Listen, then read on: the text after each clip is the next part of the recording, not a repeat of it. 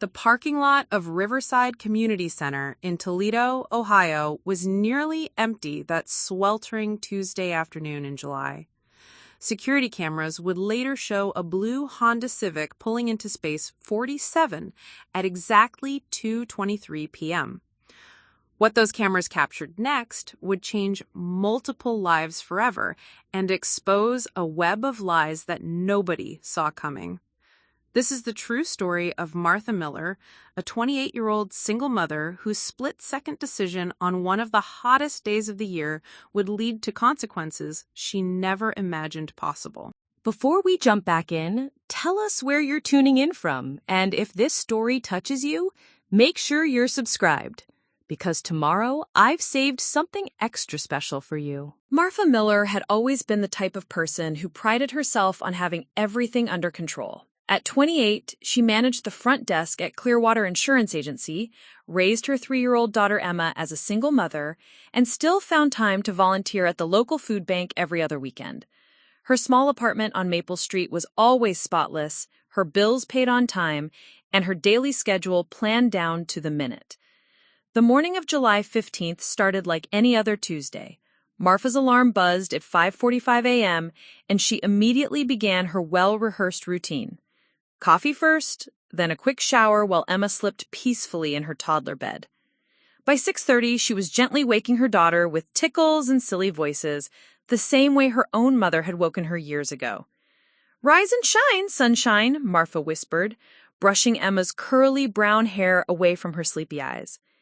Emma giggled and reached up for her morning hug, her small arms wrapping around Martha's neck with the fierce love that only a 3-year-old could give.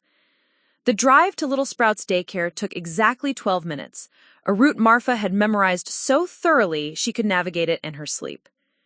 Emma chattered away in her car seat, pointing out dogs, birds, and big trucks with the enthusiasm that made Martha's heart swell with pride.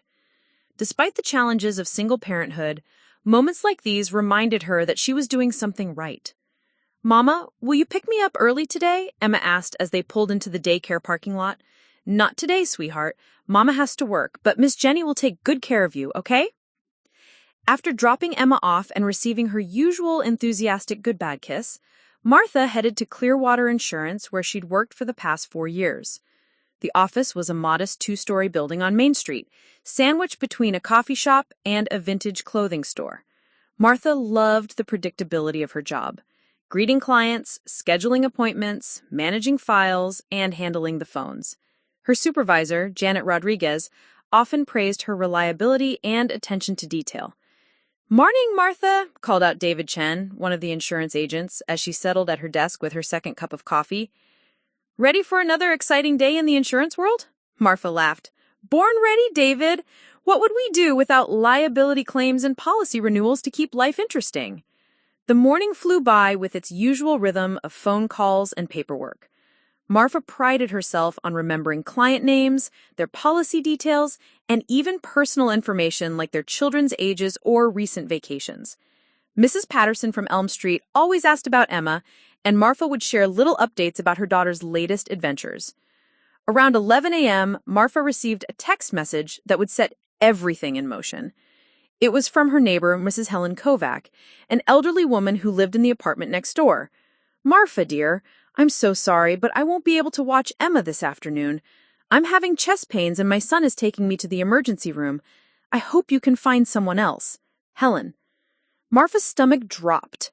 Helen had been her backup childcare for over a year, watching Emma on the rare occasions when the daycare was closed or when Martha had evening obligations. Today was one of those days. She had a mandatory staff meeting at 3 p.m., followed by a presentation to a potential corporate client at 4:30 p.m. Both were crucial for her recent promotion application to become an assistant office manager. She immediately began scrolling through her contacts, calling everyone she could think of. Her sister Lisa was in Cleveland for work. Her friend Jessica was dealing with her own childcare crisis. Emma's father, Derek, had moved to Phoenix 6 months ago and rarely maintained contact, let alone helped with parenting responsibilities. By noon, Martha was desperate. The daycare closed at 2 p.m. for their weekly staff training, and she had exactly 2 hours to find a solution. She considered calling in sick, But she'd already used her personal days when Emma had the flu last month, and missing today's client presentation could seriously damage her promotion chances. That's when she remembered Rebecca Torres.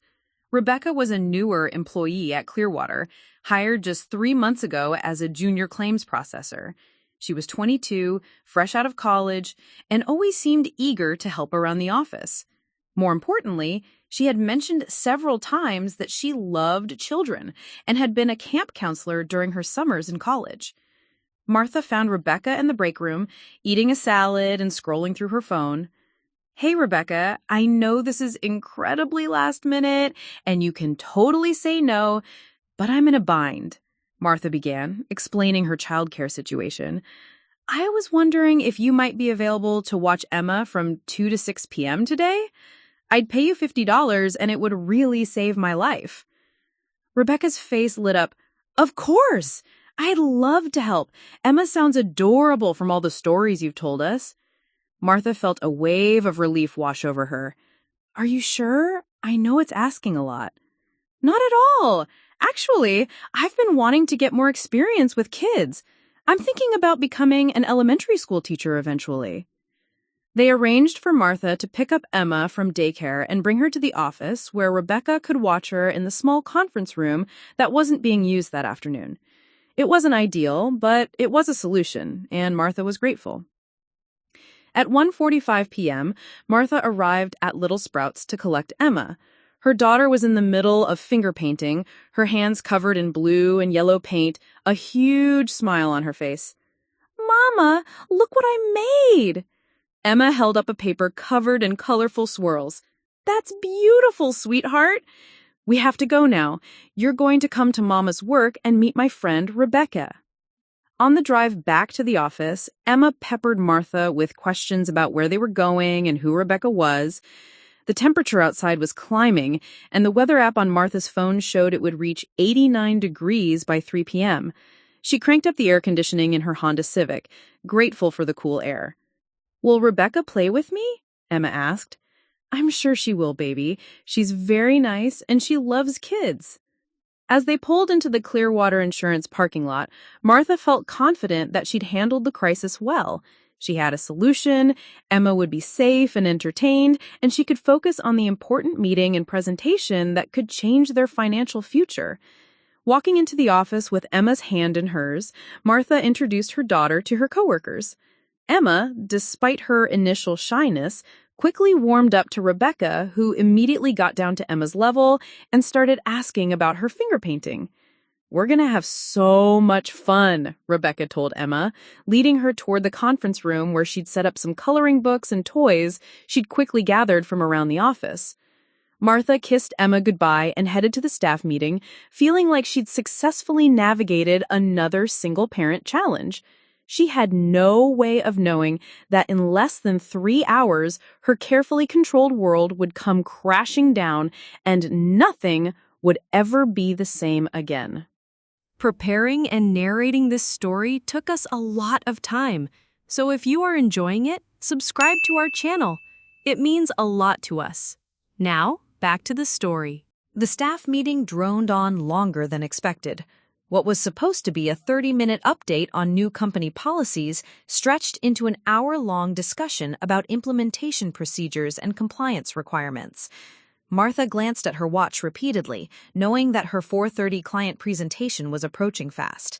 The potential client, Meridian Manufacturing, represented a significant account that could boost her promotion prospects considerably. At 3:45 p.m., Martha finally escaped the conference room and hurried to check on Emma and Rebecca. She expected to find them in the small meeting room, perhaps reading a book or working on puzzles. Instead, she found the room empty except for scattered crayons and a half-finished coloring page. "Rebecca?" Martha called out, checking the nearby offices. "Emma?" Janet Rodriguez looked up from her desk. "They went outside about 15 minutes ago. Rebecca said Emma needed some fresh air." Martha frowned, but didn't think much of it initially. The office building had a small courtyard area where employees sometimes took their breaks. But when she checked the courtyard, it was empty too. A knot of worry began forming in her stomach. Back inside, she approached David Chen, who was preparing for his own afternoon appointment. David, have you seen Rebecca and Emma anywhere? Actually, yeah, David said, not looking up from his computer. I saw them heading toward the parking lot maybe 20 minutes ago. Rebecca had your car keys. Martha's confusion deepened. She hadn't given Rebecca her car keys. Why would Rebecca need to take Emma to the car? She pulled out her phone and called Rebecca's number. It went straight to voicemail. Rebecca, it's Martha. Where are you and Emma? I can't find you anywhere. Please call me back immediately. The worry was escalating into panic now. Martha grabbed her purse and headed for the parking lot, her heels clicking rapidly against the linoleum floor. Maybe Rebecca had taken Emma to get something from the car, or perhaps they'd gone to the nearby park. There had to be a reasonable explanation. The July heat hit her like a wall when she stepped outside. The parking lot asphalt was shimmering, and Martha could feel sweat beginning to form on her forehead within seconds. She spotted her blue Honda Civic in space 47, exactly where she'd parked it that morning. As she approached the car, Martha could see someone sitting in the driver's seat. Rebecca. The engine wasn't running, and the windows were up. Martha's heart rate spiked when she realized she couldn't see Emma anywhere. Rebecca? Martha shouted, breaking into a run. Rebecca, what's going on? Rebecca looked up with a startled expression, quickly opening the car door. The blast of hot air that escaped made Martha gasp. The interior of the car was like an oven. Oh, Martha, hi, I was just... Rebecca's voice trailed off, and Martha noticed she looked flustered and guilty. Where's Emma? Martha demanded, looking into the back seat. It was empty. She's in the community center, Rebecca said, gesturing vaguely toward the building next to the parking lot. They have air conditioning, and so I thought... Something felt wrong. Very wrong. Rebecca's explanation didn't make sense, and her body language suggested she was hiding something. Take me to her now, Martha said firmly.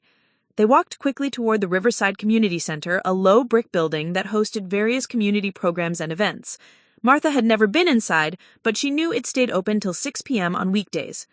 Inside, the building was blissfully cool and mostly empty except for a few elderly people in what appeared to be a book club meeting. Martha approached the front desk where a middle-aged woman was organizing paperwork. Excuse me, have you seen a little girl, 3 years old, brown curly hair, wearing a pink dress? The woman looked up with a friendly but confused expression. No, I haven't seen any children today. Is everything all right? Martha's blood ran cold. She turned to Rebecca, who had gone pale. Rebecca, where is my daughter? I can explain, she stammered. She's safe, I promise. Where is Emma? Martha's voice echoed through the quiet community center, causing the book club members to look up in alarm. Rebecca's composure crumbled completely. Tears began streaming down her face as she led Martha back outside toward the parking lot. I'm so sorry, Martha. I made a terrible mistake. I didn't mean for this to happen. They were walking quickly now, Martha's mind racing with worst-case scenarios. As they approached the Honda Civic again, Rebecca stopped and took a shaky breath. I put her in the car because she was getting restless in the office, and I thought maybe if we drove around the block, she'd take a nap. But then I realized I didn't have permission to drive your car with her, so I decided to just sit in the car with the air conditioning on. Martha was barely listening. All she could focus on was finding Emma. But then my mom called with an emergency about my dad going to the hospital, and I was on the phone trying to calm her down, and I guess I lost track of time. They reached the car, and Martha immediately began checking all the doors, looking under the vehicle, her panic reaching a fever pitch. Martha, she's not in the car now, Rebecca said quietly. When I realized how hot it had gotten, I took her out and brought her inside the community center through the back entrance. She's in the children's playroom. I was just coming back to move your car into the shade when you found me. Nothing Rebecca was saying made sense. The community center clerk had just told them no children had been there.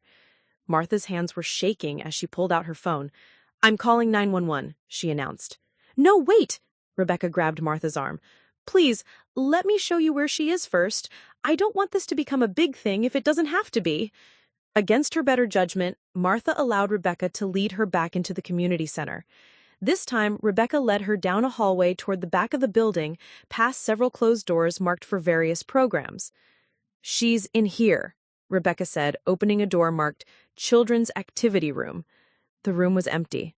Martha stared at the vacant space, a few small tables, child-sized chairs, and shelves lined with books and toys, but no Emma. "Rebecca, I'm calling the police right now," Martha said, her voice deadly calm despite the terror coursing through her veins. "Wait, please. I think I know where she might be. Sometimes the staff moves kids to different rooms if they're being used for programs." But Martha was already dialing 911, her hands trembling so badly she could barely press the numbers correctly. 911, what's your emergency? "My 3-year-old daughter is missing. I can't find her anywhere, and the person who is supposed to be watching her is giving me conflicting stories about where she is." As Martha provided the dispatcher with details, she watched Rebecca's face cycle through emotions: fear, guilt, and something else that Martha couldn't quite identify. Desperation, maybe. "Ma'am, we're sending officers to your location immediately. Please stay where you are and don't touch anything that might be evidence." The next 20 minutes felt like hours. Martha stood in that empty children's room, calling Emma's name repeatedly, checking every closet, every corner, every possible hiding place. Rebecca sat in one of the tiny chairs, crying and muttering apologies that Martha barely heard. When the first police officer arrived, followed quickly by 2 more, Martha felt a strange mixture of relief and terror.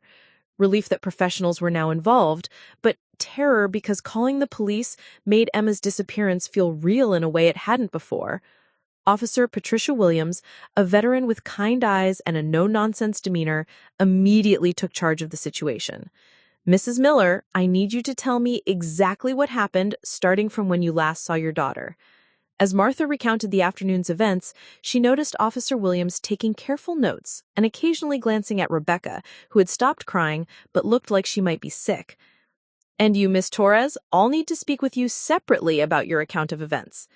The investigation was just beginning, but Martha already sensed that Rebecca's story had more holes in it than Swiss cheese. As the officers began their preliminary questioning, Martha realized that this wasn't just a simple miscommunication or misunderstanding. Something had gone very wrong, and Emma was still nowhere to be found. The call to change Martha's life forever hadn't come in the form of an opportunity or a challenge she could prepare for. It had come in the form of every parent's worst nightmare: a missing child, and a caregiver whose explanations made less sense with every passing minute. Officer Williams separated Martha and Rebecca into different areas of the community center for individual interviews. Martha found herself in the main lobby, surrounded by bulletin boards advertising senior fitness classes and community garden meetings, while her world fell apart piece by piece. "Mrs. Miller, I need you to focus on the details," Officer Williams said gently but firmly. "What time exactly did you last see Emma?" "Around 1:50 p.m. when I introduced her to Rebecca in our office. They went to the conference room together, and I went straight to my staff meeting." Martha's voice was steady, but her hands wouldn't stop shaking. Detective Ray Morrison arrived within minutes, a tall man in his 40s with graying temples and a reputation for handling delicate cases involving children. He immediately requested the security footage from both the insurance office building and the community center. "Mrs. Miller, while we're waiting for the technical team to review the cameras, I need to ask you some difficult questions about Rebecca Torres. How well do you know her?" Martha realized with sinking dread that her answer was not very well at all. Rebecca had been hired 3 months ago, had passed her background check, and seemed competent at her job. But beyond office small talk and her expressed love of children, Martha knew virtually nothing about her personal life, her family, or her history. She mentioned growing up in Michigan, something about working at summer camps, but she trailed off, recognizing how inadequate her knowledge was.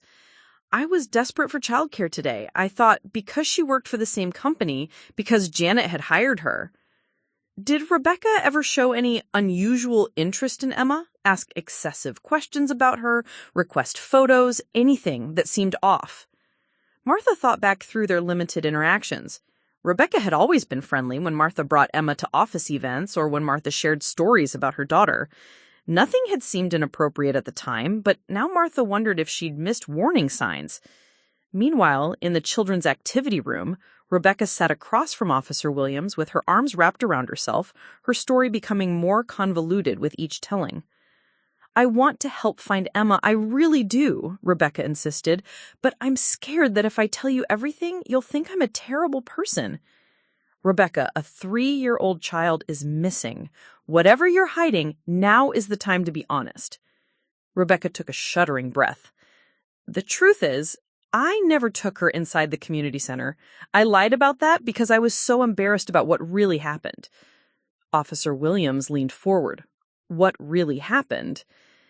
Emma fell asleep in the conference room around 2:30.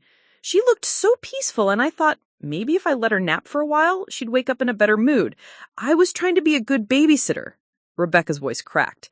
But then my mom called crying because my dad had chest pains and was being rushed to the emergency room in Detroit.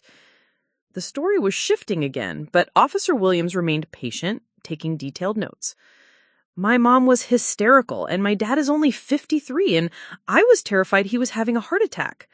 I was on the phone for maybe 45 minutes, trying to calm her down and get information about what hospital they were taking him to. Where was Emma during this phone call? Still sleeping in the conference room. I checked on her a few times, but I was pacing in the hallway because I didn't want to wake her up with my conversation. Officer Williams made more notes. Then what happened? Around 3:45, Martha's meeting was ending, and I knew she'd be looking for us. I went to wake up Emma, but she wasn't in the conference room anymore. This was a completely different version of events than what Rebecca had told Martha in the parking lot. Officer Williams kept her expression neutral. Where do you think Emma went? I don't know. I looked everywhere. The bathrooms, other offices, the supply closet. I was panicking. Then I thought maybe she went outside looking for her mom, so I grabbed Martha's keys from her desk and went to check the parking lot. Why did you have Martha's car keys? I thought maybe Emma had somehow gotten to the car. Kids do that sometimes, right? They wander toward familiar things when they're scared or confused. Back in the lobby, Detective Morrison was reviewing the initial security footage on his tablet. The cameras from the insurance building showed Martha arriving with Emma at 1:47 p.m., both of them entering the building together. The footage then showed Rebecca and Emma in the hallway at 2:15 p.m., heading toward the conference room. But the next relevant footage was from 3:52 p.m., showing Rebecca running frantically through the parking lot, checking cars and calling out what appeared to be Emma's name. Mrs. Miller, the security footage corroborates that Emma was in your office building, but we haven't found any images of her leaving the building with Rebecca or alone. We're expanding the search to include the surrounding area. Martha felt like she was drowning. You mean she might still be in the building somewhere? It's possible. We have officers conducting a thorough search right now, including areas that might not be immediately obvious: storage rooms, stairwells, anywhere a small child might hide or get trapped. The Amber Alert went out at 5:23 p.m., sending Emma's description and photo to millions of phones across Ohio and surrounding states.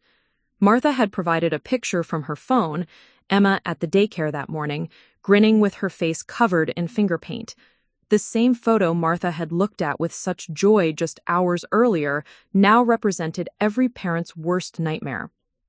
Martha's sister Lisa called within minutes of the alert going out, having driven straight from Cleveland when Martha had called her in tears. "I'm 20 minutes away," Lisa said. "Have you called Derek?" Derek, Emma's father. Martha had been so focused on the immediate crisis that she hadn't even thought to contact him. They'd ended their relationship when Emma was 18 months old, and his involvement in their daughter's life had been sporadic at best since his move to Phoenix.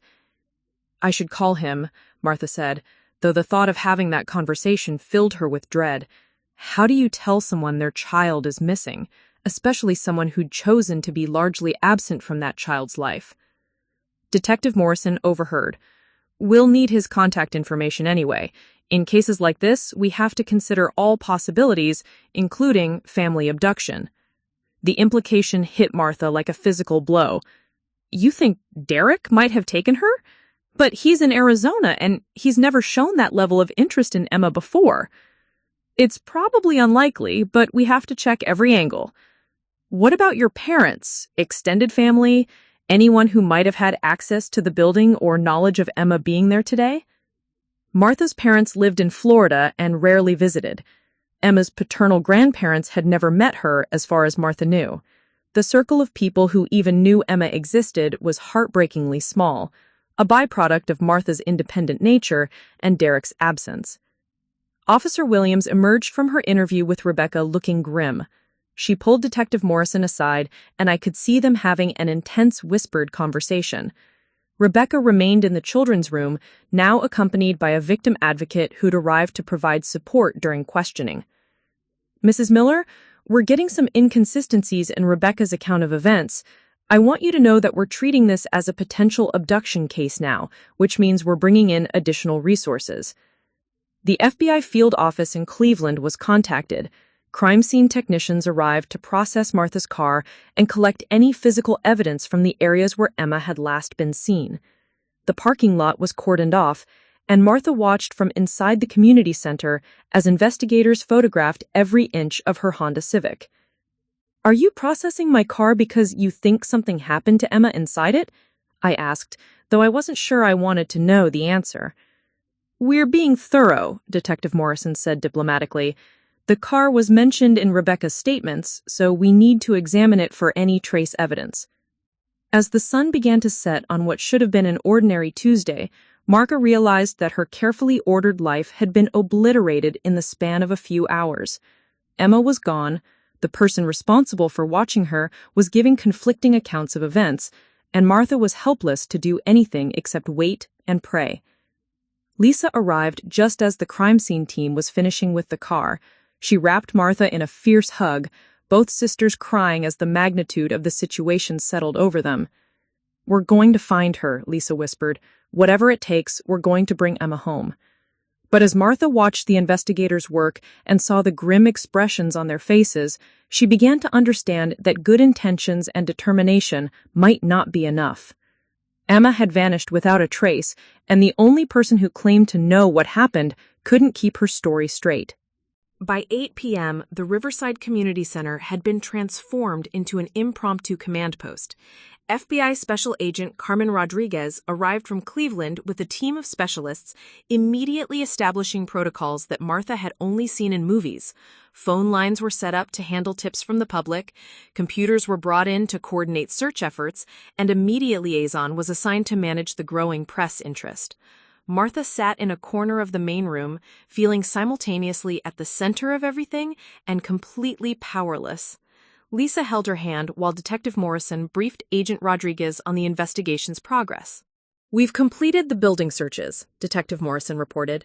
"Every room, closet, crawl space, and storage area in both the insurance building and community center. No sign of the child. Canine units are being brought in to sweep the surrounding area." Agent Rodriguez was a woman in her early 40s with sharp eyes and an air of competence that Martha found both reassuring and intimidating. She approached Martha with a gentle but direct manner. "Mrs. Miller, I know this is overwhelming, but I need to walk you through some procedures that might help us find Emma. The first 48 hours are critical, and we're going to use every tool available." What followed was an education in modern missing child investigations that Martha never wanted to receive. Agent Rodriguez explained how cell phone towers could track Rebecca's movements throughout the afternoon, how credit card records might reveal unexpected stops, and how social media analysis could uncover connections or motivations that weren't immediately apparent. "We're also going to need Emma's dental records, any recent medical records, and detailed photos from multiple angles," Agent Rodriguez said. "I know these requests seem clinical, but they're standard procedure." Dr. Sarah Hendricks, a child psychologist who consulted with law enforcement on missing children cases, arrived at 8:30 p.m. She was a soft-spoken woman with gray-streaked hair who immediately put Martha at ease with her warm but professional demeanor. "Martha, I want to help you understand what we might be dealing with and how you can best support the investigation," Dr. Hendricks said, settling into a chair next to Martha and Lisa. "In cases like this, we often find that the person who was last with the child holds key information, even if they're not initially forthcoming about it. Rebecca's changing story isn't unusual. People sometimes lie because they're afraid of consequences, not necessarily because they've committed a serious crime. This perspective offered Martha her first glimmer of hope in hours. So you think Rebecca might know where Emma is, but she's scared to tell the truth? It's one possibility. Sometimes caregivers make poor decisions. They leave a child unattended briefly, or they allow something to happen that they know they shouldn't have, and then they panic and create cover stories instead of immediately asking for help. Dr. Hendricks explained how trained negotiators would work with Rebecca throughout the night, using techniques designed to break through defensiveness and fear to reach the truth. The other thing I want you to understand is that you're going to be asked to do some very difficult things over the next few days. Media interviews, public appeals, possibly even communicating directly with Rebecca if we think it might help. Your strength and composure could be crucial to bringing Emma home. Agent Rodriguez returned with updates from the technical team. Mrs. Miller, we've been analyzing Rebecca's phone records and GPS data. Her phone shows she made several calls to Michigan numbers this afternoon, consistent with her story about her father's medical emergency. However, there's a gap in location data between 3:15 p.m. and 4:10 p.m., where her phone appears to have been turned off. Martha's heart sank. An hour of missing data felt ominous. What does that mean? Why would she turn off her phone? There are several possibilities. Sometimes people turn off phones to avoid calls when they're dealing with a crisis. Sometimes they turn them off because they don't want their location tracked. We're not jumping to conclusions, but it's information we need to investigate. Meanwhile, the search efforts were expanding beyond the immediate area. Volunteer coordinators from the Toledo chapter of the National Center for Missing and Exploited Children arrived to organize civilian search parties. Martha watched through the windows as dozens of people with flashlights began systematically combing through nearby parks, wooded areas, and vacant lots. Mrs. Miller? A young man approached her hesitantly. I'm Marcus Johnson from Channel 13 News. I was wondering if you'd be willing to do a brief interview for our 11 p.m. broadcast. Getting Emma's story out there could generate crucial tips. Martha looked to Agent Rodriguez, who nodded encouragingly. Media coverage is one of our most powerful tools. The more people who see Emma's face and hear her story, the better our chances of someone providing information that breaks the case. Dr. Hendricks helped Martha prepare for the interview, coaching her on how to speak directly to the camera, how to make an emotional connection with viewers, and how to provide specific details that might trigger someone's memory. Remember, you're not just talking to potential witnesses. You're also potentially talking to whoever has Emma. If someone took her impulsively or is having second thoughts about their actions, your words might convince them to bring her home safely. The interview was scheduled for 10:30 p.m., filmed right outside the community center with the ongoing search operation visible in the background. Martha had never been on television before, and the bright lights and cameras felt surreal after the day's trauma. Just speak from your heart, the reporter Jennifer Walsh advised. Tell people about Emma. Help them understand who she is beyond just another missing child statistic. When the cameras rolled, Martha found strength she didn't know she possessed. Emma is 3 years old, and she's the most curious, loving little girl you could ever meet, she said, her voice steady despite her tears. This morning, she was excited because she finished a finger painting at daycare. She loves books about animals, and she always insists on giving everyone a good mate hug. If you've seen her, if you know anything about where she might be, please call the number on your screen. I just want my baby to come home. Agent Rodriguez was monitoring developments with Rebecca's interrogation throughout the evening. At 10 p.m., she approached Martha with news. Rebecca has agreed to take a polygraph test tomorrow morning. She's also provided written consent for us to search her apartment and her personal vehicle. These are positive developments. They suggest she's committed to helping us find the truth. Martha felt conflicted. Part of her wanted to believe that Rebecca was innocent of any wrongdoing, that this was all a terrible misunderstanding that would be resolved quickly. But another part of her was learning to think like an investigator, to question everything and assume nothing. What about her story about her father's emergency? Is that true? We've confirmed that her father, Michael Torres, was indeed admitted to Detroit Medical Center yesterday afternoon with chest pain. Her mother, Patricia Torres, did call Rebecca multiple times between 3 p.m. and 4 p.m., so that part of her story checks out. Lisa had been quietly absorbing all the information, and she finally spoke up with a question that had been nagging at Martha, too. If Rebecca was really just watching Emma and got distracted by a family emergency, Why not call Martha immediately when she realized Emma was missing? Why make up stories about the community center? Agent Rodriguez nodded approvingly. That's exactly the right question to ask.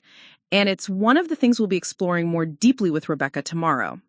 As the evening wore on, Martha began to understand the complex machinery of a missing child investigation. Search dogs were brought in to establish scent trails. Traffic cameras from a 5-mile radius were being reviewed to look for Martha's Honda Civic or any other vehicles that might be relevant. Rebecca's social media accounts were being analyzed for any connections to Emma or any unusual recent activity. The National Center for Missing and Exploited Children had created a detailed poster with Emma's photo that was being distributed to law enforcement agencies across the Midwest. Emma's picture was being shared on social media platforms, creating a viral campaign that reached hundreds of thousands of people within hours. Martha learned about the statistics that she wished she didn't need to know. How most missing children are found within the first 24 hours. How the chances of a positive outcome decrease significantly after 48 hours. How children Emma's age are particularly vulnerable because they can't effectively communicate their location or situation even if they have the opportunity. But she also learned about the incredible resources and expertise that were now focused on finding her daughter. Search and rescue teams with specialized training, behavioral analysts who could profile potential abductors, technology that could track digital footprints across multiple platforms and databases. As midnight approached, Martha realized that she was being transformed by this experience in ways she couldn't have imagined that morning. She was learning to navigate systems she'd never encountered, to ask questions she'd never needed to ask, and to find strength in the support of strangers who were dedicating their professional lives to bringing Emma home. The learning curve was steep and painful, but Martha was adapting to her new reality with a determination that surprised everyone around her, including herself. Wednesday morning brought the kind of news that shattered Martha's fragile hope. Agent Rodriguez approached her at 6:47 a.m. in the community center, where Martha had spent the night on a makeshift cot, unable to bear the thought of going home to Emma's empty bedroom. "Martha, we need to talk privately," Agent Rodriguez said, her expression more serious than Martha had seen it yet. They moved to a small office that had been converted into a private briefing room. Lisa followed, along with Dr. Hendricks, who'd stayed through the night to provide support. "Rebecca failed the polygraph test," Agent Rodriguez said without preamble. Significant deception indicated on questions about Emma's whereabouts and what happened yesterday afternoon. Martha felt the room spinning slightly. "What does that mean exactly?" "It means her story about losing track of Emma in the office building isn't true. The polygraph indicates she knows more about Emma's disappearance than she's telling us." Dr. Hendricks leaned forward. "Martha, I want you to remember that polygraphs aren't perfect, and they're not admissible in court. But combined with the other inconsistencies in Rebecca's story, this gives us grounds for more intensive questioning." Agent Rodriguez continued with more devastating news. "We also received the forensic analysis of your car. There are traces of what appears to be vomit in the back seat, and the internal temperature monitoring system shows the car reached 127 degrees Fahrenheit yesterday between 3:30 and 4:15 p.m. The implications hit Martha like a physical blow. Emma had been in the hot car. Martha's vision blurred, and she gripped the edge of the table to keep from falling. "Are you saying Rebecca left Emma in my car in that heat?" "We're still gathering evidence, but yes, that appears to be what happened. We're waiting for DNA confirmation on the biological material, but given the circumstances..." Lisa wrapped her arms around Martha as the full horror of the situation became clear. Emma had been trapped in a car that had become a virtual oven on one of the hottest days of the year. Is she... Martha couldn't finish the question. "We don't know Emma's current condition," Agent Rodriguez said carefully. "What we know is that Rebecca removed her from the car at some point, but we still don't know when or where Emma was taken after that." The timeline that investigators had reconstructed was devastating. Security footage from the insurance building's parking lot showed Rebecca carrying Emma to the car at 2:58 p.m. The footage was grainy, but Emma appeared to be unconscious or asleep. Rebecca placed her in the back seat and got into the driver's seat. The car never moved from the parking space, but Rebecca remained in the vehicle for approximately 15 minutes before getting out and going back into the building. She returned to the car multiple times over the next hour. Martha tried to process this information. So Emma was in that heat for over an hour? Based on the evidence, potentially longer. The car's internal sensors showed dangerous temperatures were reached by 3:15 p.m. and continued climbing until the car was opened again at 4:23 p.m. Detective Morrison joined them with additional updates that made the situation even grimmer. We've been reviewing Rebecca's complete employment file. She didn't work at summer camps like she claimed on her application. In fact, she has no documented childcare experience at all. The revelation that Rebecca had lied about her qualifications felt like another betrayal. Martha had trusted her daughter to someone who had fabricated her credentials. What else did she lie about? Her references were fake. The Michigan addresses she provided don't exist. We're still verifying her educational background, but initial checks suggest discrepancies there as well. Dr. Hendricks intervened before Martha could spiral further into self-blame. Martha, this is not your fault. Rebecca engaged in deliberate deception to gain access to Emma. You couldn't have known. But Martha was drowning in guilt. How had she been so careless? How had she not done more research before trusting a virtual stranger with her child? At 9 a.m., Rebecca was formally arrested and charged with child endangerment and kidnapping. The shift from missing person case to criminal investigation brought new procedures and a grimmer atmosphere to the command center. Martha watched through a window as Rebecca was led away in handcuffs, still maintaining her innocence and crying that she wanted to help find Emma. The sight should have brought satisfaction, but instead Martha felt only hollow desperation. Rebecca being arrested didn't bring Emma home. The media attention intensified dramatically with news of the arrest. News vans lined the street outside the community center, and reporters shouted questions whenever Martha or any family member appeared. The story was spreading nationally, with Emma's photo appearing on morning shows and social media feeds across the country. Martha's phone buzzed constantly with calls from producers wanting interviews, strangers offering support, and, unfortunately, cranks and conspiracy theorists sharing their unsolicited theories about what had happened. The most devastating call came at 10:30 a.m. Derek, Emma's father, was finally returning her messages from Phoenix. "Jesus Christ, Martha, what the hell happened?" Derek's voice was a mixture of panic and accusation. "I'm seeing my daughter's face on CNN. How did you let this happen?" The conversation that followed was brutal. Derek blamed Martha for trusting Rebecca, for working too much, for not having better childcare arrangements. Martha found herself defending decisions she was already torturing herself over.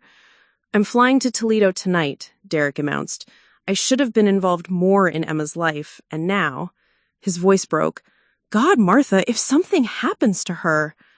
After hanging up, Martha realized that Derek's involvement would add another layer of complexity to an already overwhelming situation.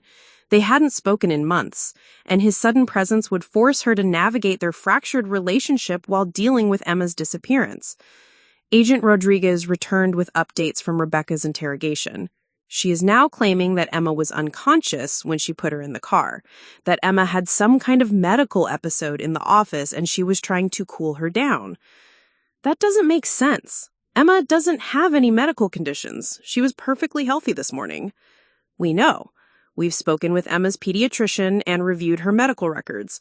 No history of seizures, fainting, or any condition that would cause sudden unconsciousness. The news story was clearly another lie, but it revealed something important. Rebecca was admitting that Emma had been in the car and that something serious had happened to her. Has she said where Emma is now?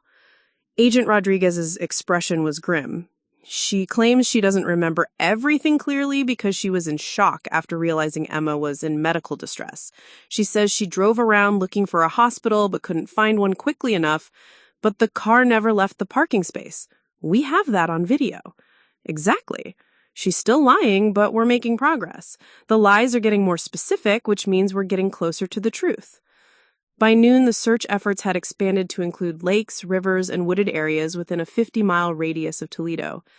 The assumption was becoming clear even though no one said it directly.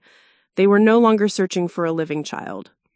I overheard Agent Rodriguez on a phone call discussing recovery operations and cadaver dogs, words that made her physically ill.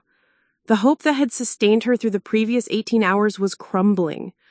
Dr. Hendricks found Martha sitting alone in the parking lot, staring at the space where her car had been parked the day before. I keep thinking about how hot it was yesterday. I remember complaining about the heat when I walked from the building to the car to get something out of the trunk Monday morning. It was unbearable, and that was only for 2 minutes. Martha, you cannot let yourself imagine what Emma went through. That path leads nowhere good. But I am imagining it. I can't stop. She must have been so scared. She must have called for me. Her voice broke completely. She was calling for her mama, and I was in a meeting talking about insurance policies. The crisis point had arrived. Everything Martha had believed about her ability to protect her child, about her judgment, about the safety of her carefully constructed world, had been destroyed.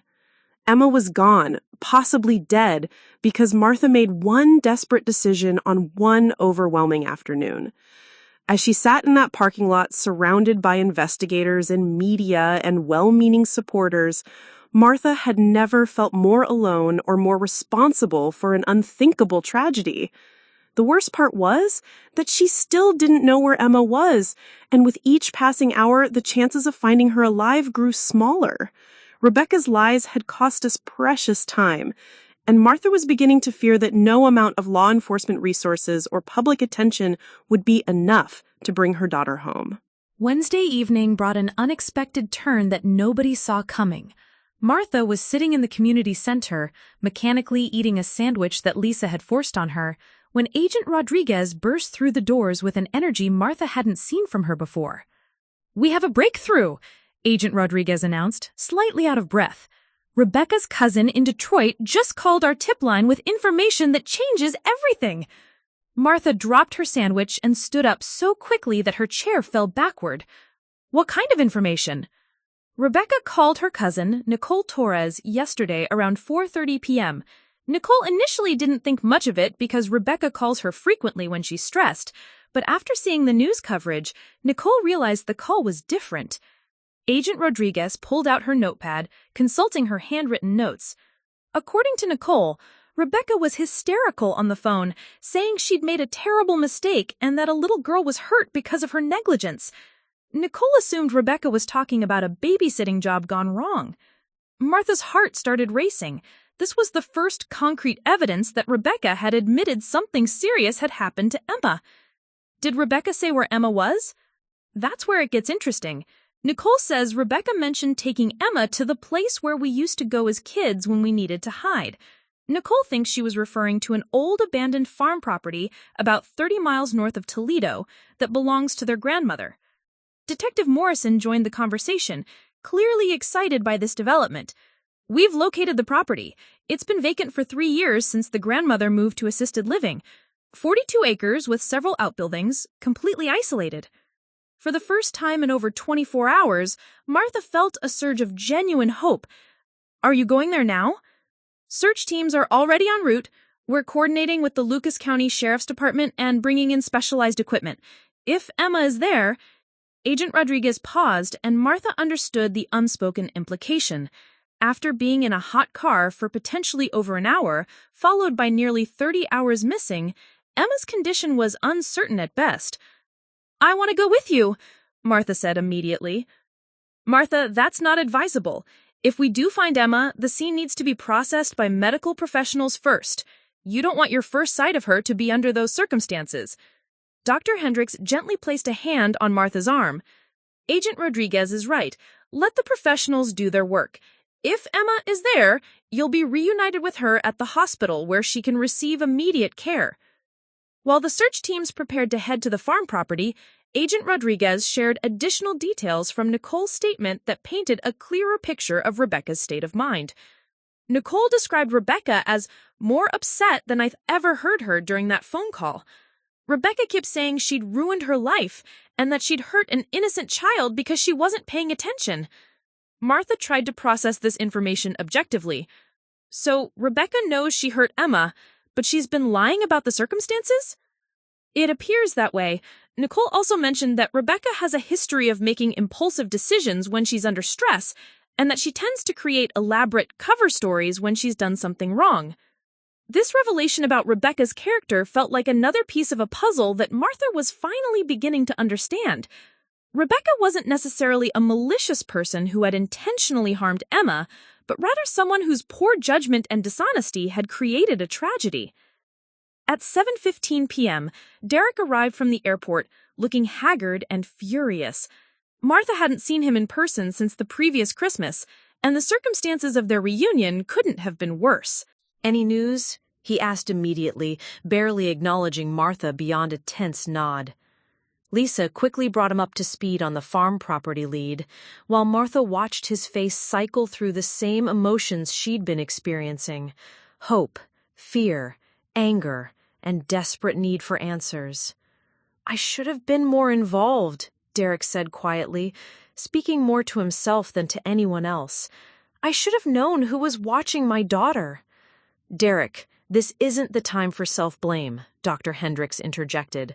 "Emma needs both of her parents to be strong and focused on her recovery."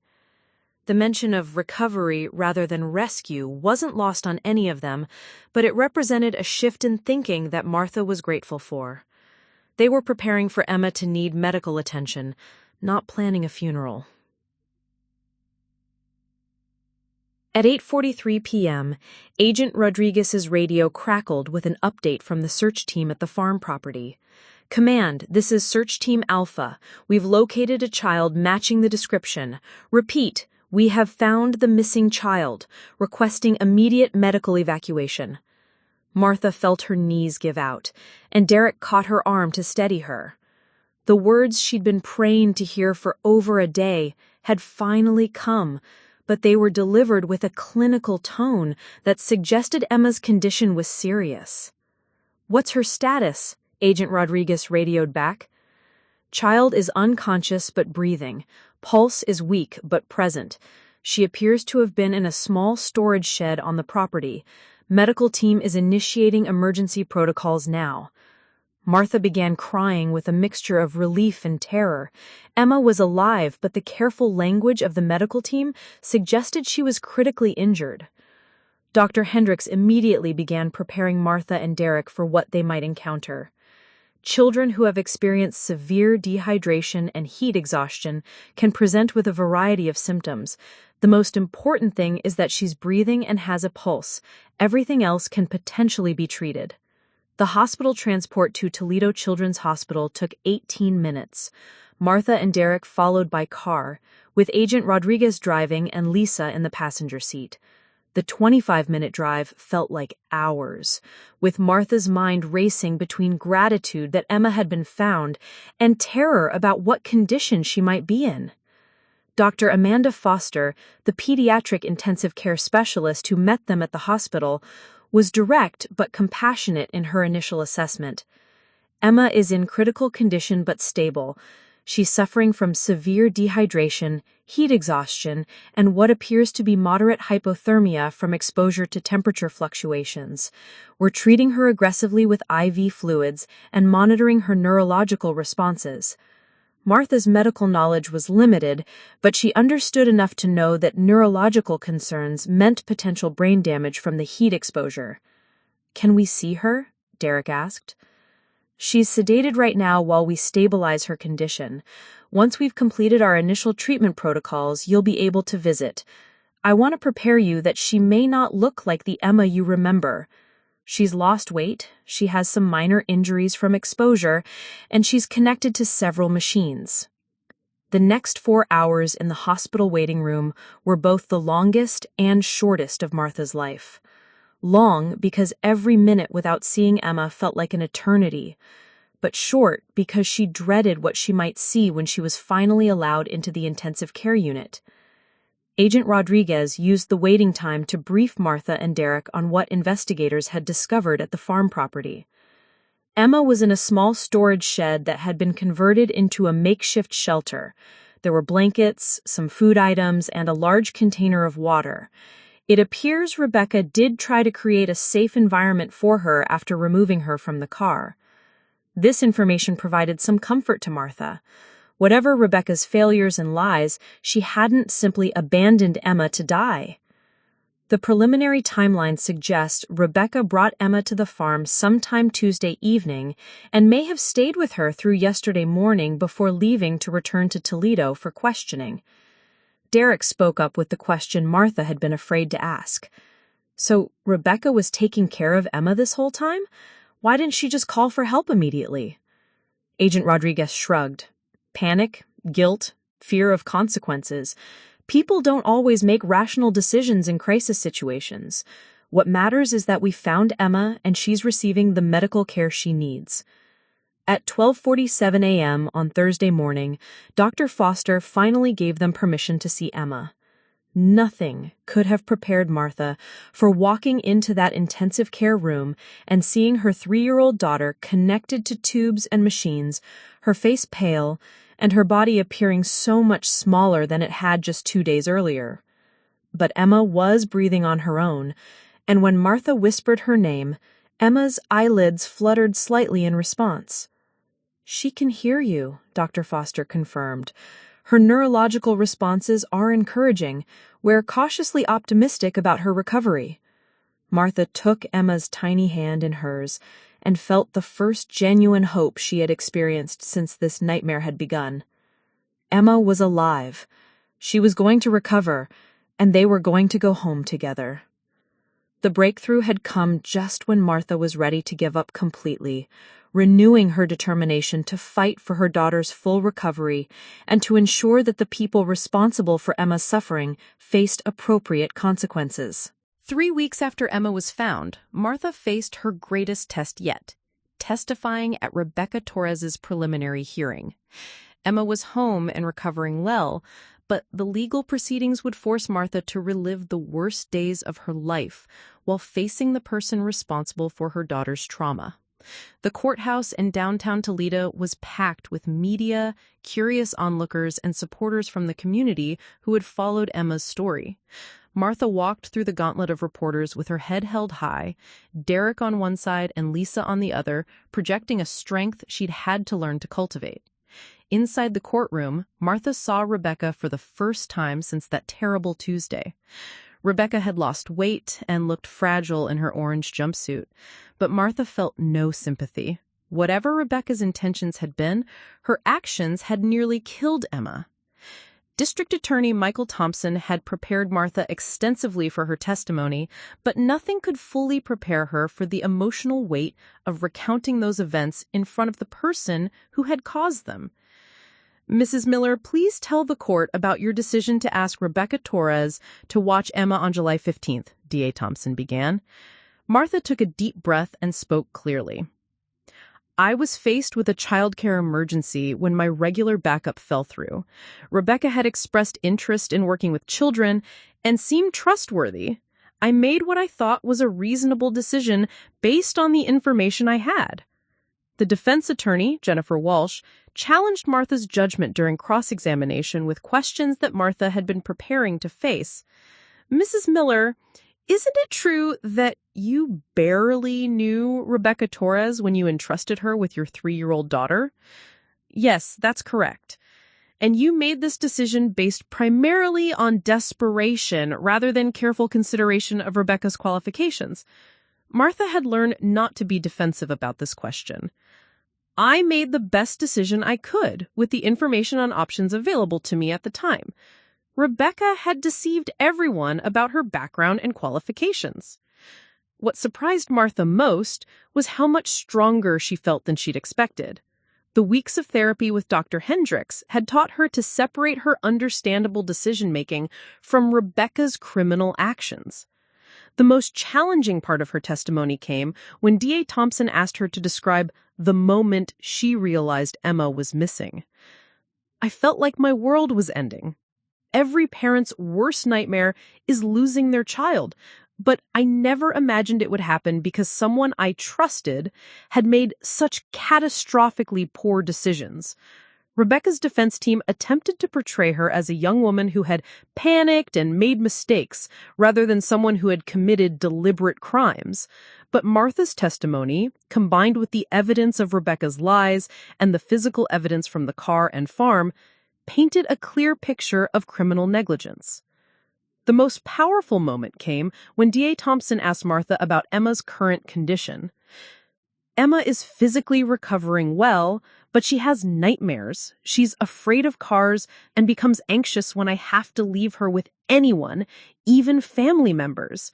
She's 3 years old, and she's been traumatized in ways that will take years to fully understand." During a recess, Martha encountered Rebecca's mother, Patricia Torres, in the courthouse hallway. The woman approached Martha hesitantly, her eyes red from crying.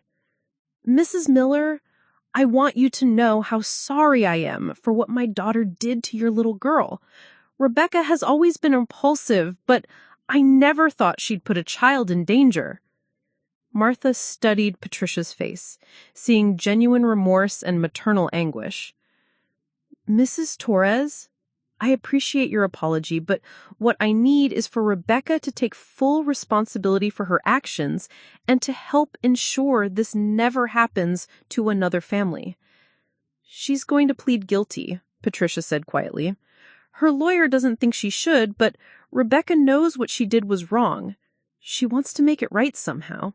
This conversation marked a turning point in Martha's healing process.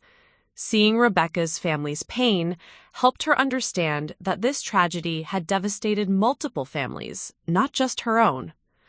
When court reconvened, Rebecca's attorney announced her intention to change her plea to guilty on all charges.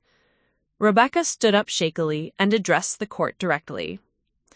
"Your Honor, I want to plead guilty because what I did was inexcusable.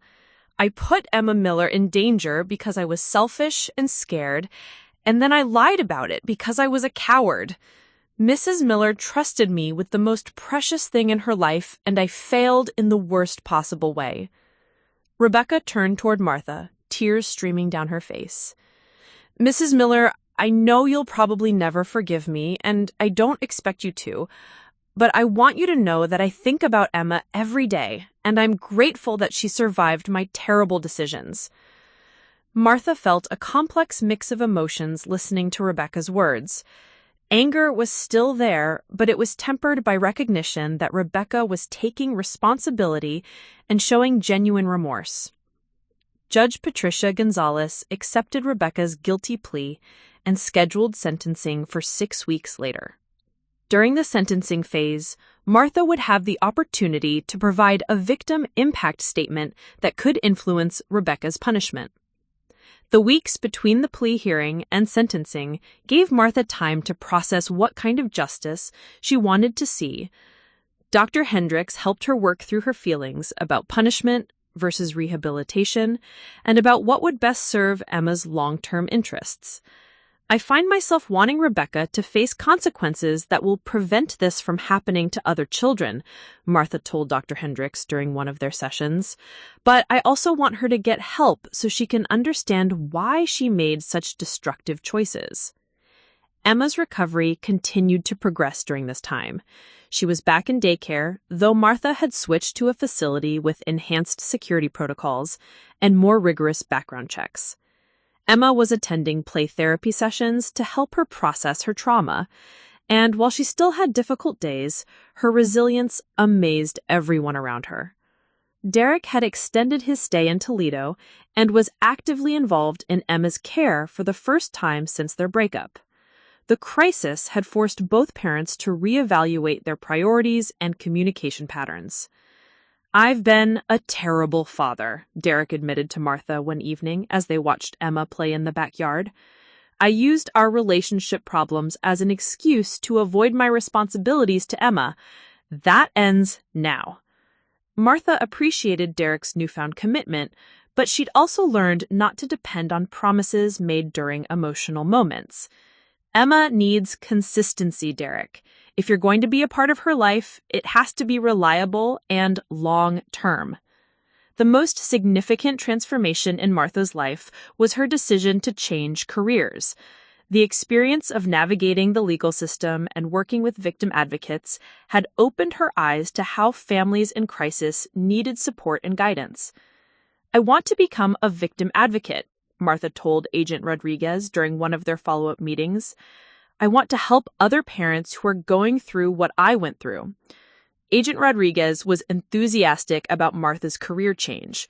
You'd be excellent at that work. You have credibility with families because you've been through it yourself, but you also have the strength and practical skills that would make you effective. Martha enrolled in a victim advocacy certification program and began volunteering with the National Center for Missing and Exploited Children. Her first case involved a family whose teenage son had been abducted by a non-custodial parent, and Martha found that her experience allowed her to provide support and guidance that other advocates couldn't match. At Rebecca's sentencing hearing, Martha delivered a victim impact statement that reflected the transformation she'd undergone over the previous months. Your Honor, Rebecca Torres's actions traumatized my daughter and nearly killed her, but they also taught me about resilience, about the importance of community support, and about my own strength. I don't want Rebecca to be destroyed by her mistakes, but I do want her to face consequences that reflect the seriousness of endangering a child's life. Martha recommended a sentence that included prison time, mandatory counseling, and community service working with child safety organizations. Judge Patricia Gonzalez sentenced Rebecca to 4 years in prison with the possibility of parole after 2 years, contingent on completing psychological counseling and child safety education programs. As Martha left the courthouse after sentencing, she realized that she was no longer the same person who had walked into Clearwater Insurance on that Tuesday morning months ago. She'd been tested in ways she never could have imagined, and she discovered reserves of strength, advocacy skills, and clarity of purpose that would define the rest of her life. The final challenge had transformed her from a victim into a survivor, and from a survivor into someone dedicated to helping others navigate their own darkest moments. 1 year later, Martha Miller stood before a packed auditorium at the National Conference on Child Safety in Chicago, preparing to deliver the keynote address. The woman who had once felt powerless and broken now commanded attention as one of the country's most effective advocates for missing children and their families. 12 months ago, I was just another working single mother trying to balance career demands with parenting responsibilities, Martha began, her voice clear and confident. I had no idea that one desperate decision would change not just my life, but potentially save other children's lives through the work that grew from our tragedy. In the audience, she could see familiar faces from her journey. Agent Rodriguez, who had become a close friend and professional mentor. Dr. Hendricks, who continued to provide guidance as Martha navigated her new career. And representatives from the dozens of families Martha had helped through the Miller Foundation for Missing Children, the nonprofit organization she'd established 6 months earlier. Emma, now 4 years old and thriving, was backstage with Derek, who had relocated permanently to Toledo to be closer to his daughter. Their co-parenting relationship had evolved into something neither had expected, a genuine partnership focused entirely on Emma's well-being and happiness. The Miller Foundation has assisted 87 families in the past year, Martha continued, sharing statistics that represented real people whose lives had been touched by tragedy. We've helped locate 23 missing children, provided emergency support to countless families during active searches, and advocated for policy changes that make our community safer for all children. The Foundation's most significant achievement had been the passage of Emma's Law in Ohio, legislation that required enhanced background checks for anyone working in childcare or child-adjacent roles. The law also mandated training programs for recognizing signs of child endangerment and established protocols for immediate reporting of suspicious situations. Martha's work had taken her to Washington, D.C. multiple times, where she'd testified before congressional committees about the gaps in child protection systems that had allowed Rebecca to slip through screening processes. Her recommendations had influenced federal legislation being considered in multiple states. But our work isn't just about policy and statistics, Martha told the conference audience.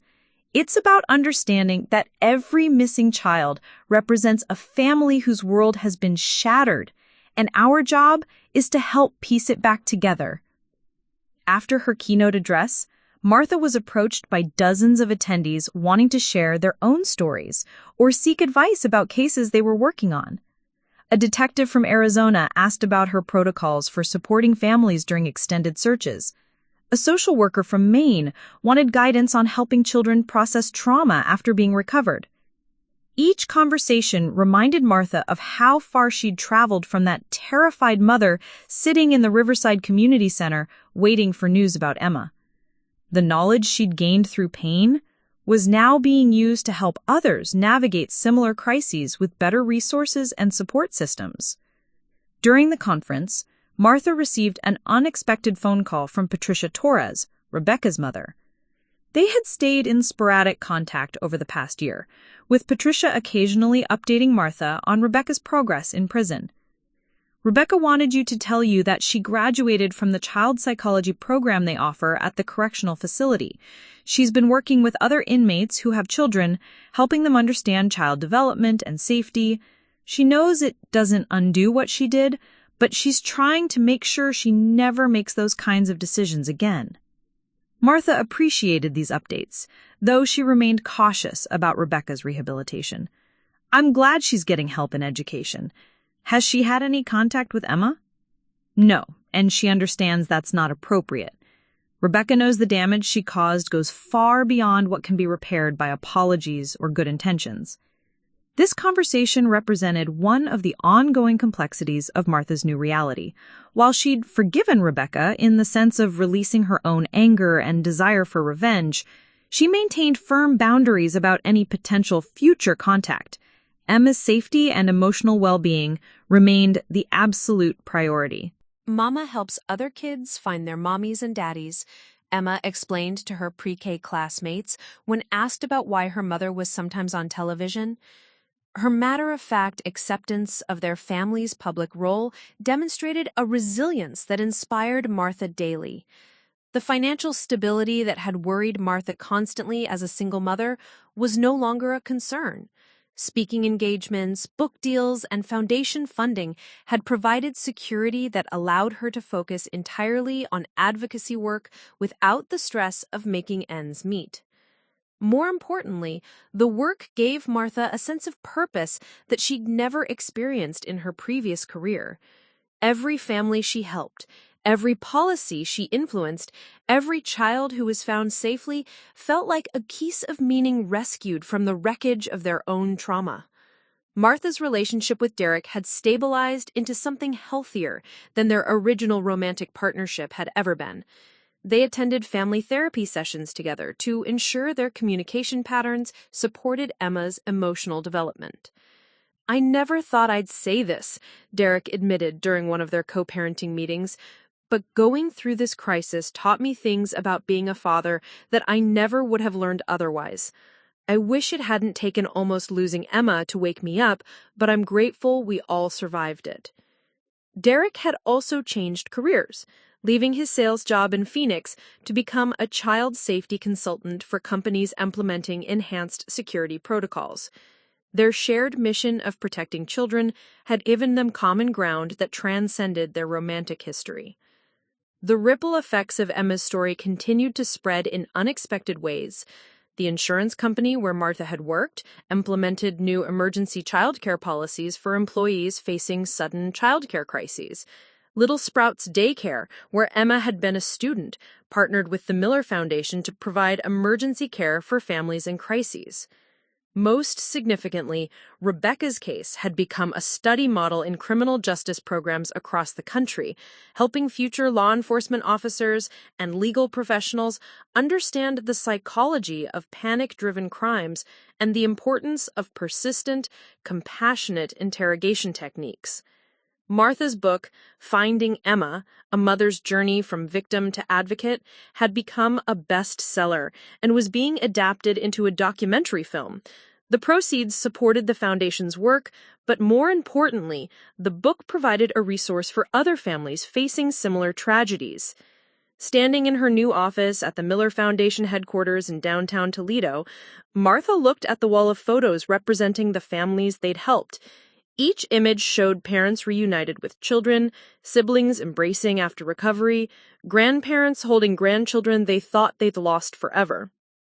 The office was located just 3 blocks from the Riverside Community Center, where Emma had been found missing, a geographical reminder of how dramatically their lives had changed. Martha chose the location deliberately, wanting to transform the area from a site of trauma into a center of hope and healing. Emma burst through the office door after her pre-K class, running to Martha with the uninhibited joy that had returned to her personality over the past year. "Mama, I drew a picture of our family helping other families," Emma announced, holding up a colorful drawing showing stick figures holding hands under a bright yellow sun. Martha knelt down to Emma's level, studying the drawing carefully. "Tell me about all the people in your picture." "That's you and me and Daddy, and that's Agent Rodriguez, and that's Dr. Hendricks, and those are all the families we help find each other," Emma explained, pointing to each figure. As Martha looked at her daughter's artwork, she realized that Emma's understanding of their story wasn't centered on the trauma or the danger, but on the recovery and the help they provided to others. This perspective, filtered through a 4-year-old's innocent wisdom, represented the ultimate transformation of their experience. The little girl who had once been a victim had become a symbol of resilience and hope. The mother who had once felt helpless had become a force for protecting other children. The tragedy that had nearly destroyed their family had instead created a legacy of service that would outlast their lifetimes.